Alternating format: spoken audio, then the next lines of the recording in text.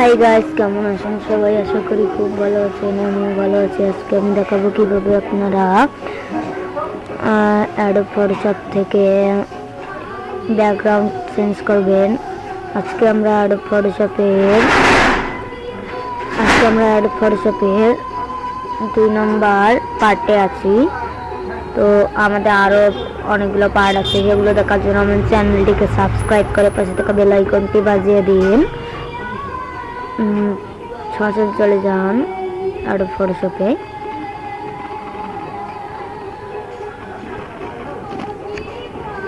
তারপর এখানে নো করে দেন। তারপরে আপনারা এরপর ডাবল ক্লিক করবেন। আপনার গত পর্বে আপনারা দেখেছেন কিভাবে এডিট করতে হয়, তো আপনারা সেভাবে এডিট করে নিন। আমি নিচ্ছি, এখানে ওপেন করে নিচ্ছি। এটা দেখাবো না, আমি যেই পিকচারটি এডিট করেছিলাম সেটা আনলাম। এই যে, তবে এটি ক্রপ করব। ক্রপ করার জন্য এই যে এখানে ক্রপিং একটা অপশান আছে, সেখানে ক্লিক করবেন।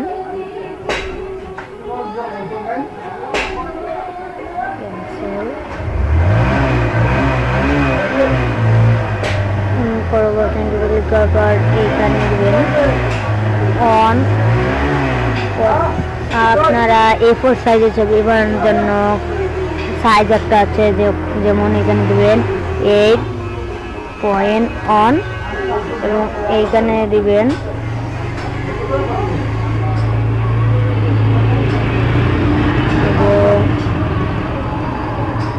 এখানে লিখবেন 1 অন। তারপর একটা পুরোটাই আপনারা ক্রপ করবেন, মানে আবার দেখে দিচ্ছি, মানে এখানে এন্টার চাপ দিয়ে ধরে রাখে। তারপর আপনি যে কাছে করবেন সেইখানে ক্লিক করবেন। প্রথমে ফুল পর্দা করে নেন।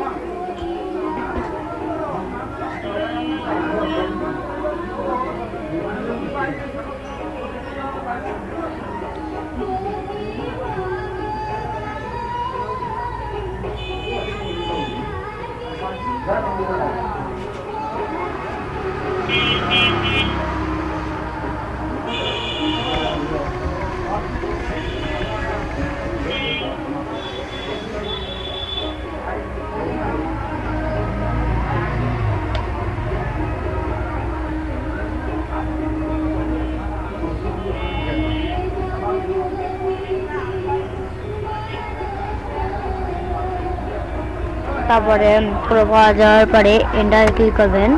তো সেটা ছবিটি ছোটো ক্রপ হবে। তারপর কন্ট্রোল মাইনাস দিয়ে আপনারা ছবিটিকে ছোট করবেন। তারপর আপনারা যে কালারটি ব্যাকগ্রাউন্ডে রাখতে চান সেটা এখানে এই সাদা কালারটা আছে, আমি সাদা ছিল, সেখানে ক্লিক করবেন। ক্লিক করার পর আপনার ব্যাকগ্রাউন্ডে যেটা ভালো লাগে সেটা ক্লিক করবেন। করে রাখার পর ম্যাজিক টুল, এটাতে যদি হয় তাহলে ভালো, না হলেও আরও আছে, আমি এইটা চেঞ্জ করে দিই। এখানে ক্লিক করার পর ওকে। তারপর ম্যাজিক টুল, এটা দিয়ে সরাসরি করা যায়। তো দেখি আমারটা চাই কিনা। এটা অল্প একটু যাচ্ছে, তো আমি পেট্রোল ল্যাসো এটি নেব। এটা আর এটা ক্রপ করার জন্য নিলাম।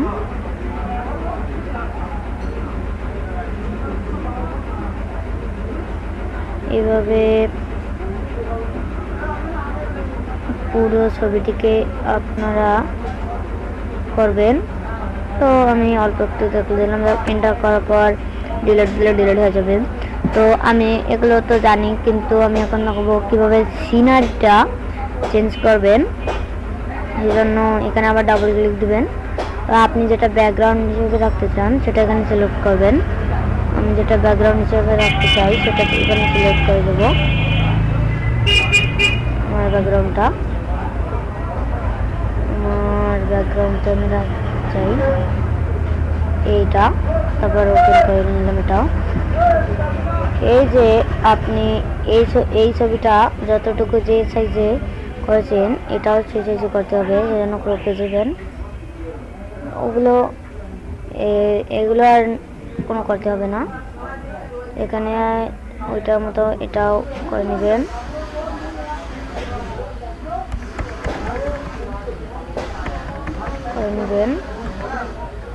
করার পর এন্টার ক্লিক করবেন, তারপর কন্ট্রোল মাইনাস মাইনাস মাইনাস, এখানে কিছু করতে হবে না, শুধু এই ছবিটা সরানোর জন্য এই যে মুভ টুল এটা ক্লিক করবেন। ক্লিক করার পর ছবিতে একবার ক্লিক করবেন, তারপর এন্টার ক্লিক করে সেটাকে নিয়ে আসে আপনার জায়গায় রেখে দেবেন।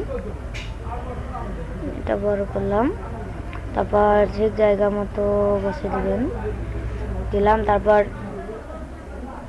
পলিট্রোল ল্যাসো নিয়ে এভাবে পুরোটাই করবেন। এই যে এইটা করবেন।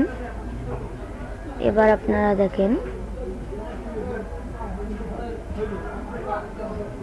এভাবে আপনারা পুরোটা করবেন। আমি একটু দেখা দিচ্ছি, এন্টার ক্লিক করার পর ডিলিট দিবেন। দেখেন আপনার সিনারিটা সেখানে চলে এসেছে।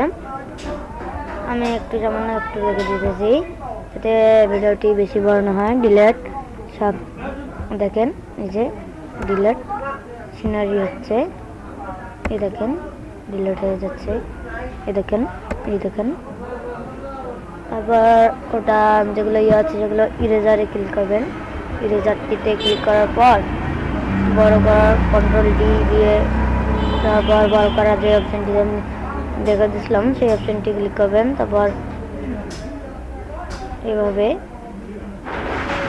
তারপরে ছবিটার উপর ক্লিক করার পর ব্যাকগ্রাউন্ডটি দেখেন চেঞ্জ হয়ে যাচ্ছে। এই যে এভাবে চেঞ্জ করবেন। এবার পুরোটাই করার পর আপনি সেটা সেভ কীভাবে করবেন সেটা আমি দেখে দিচ্ছি, আপনাদের হয়তো আর বলতে হবে না। সেভ কীভাবে করবেন সেটা দেখার জন্য আমার আগের ভিডিওটি দেখবেন। তো এখন আমরা এটা সেভ করব কিভাবে, সেজন্য এই ফাইলে ক্লিক করার পর সেভ অ্যাজ, আপনি যেখানে ফাইলটি রাখতে চান সেখানে ক্লিক করবেন। তারপর জিপিজি করে নেবেন, তারপর সেভ।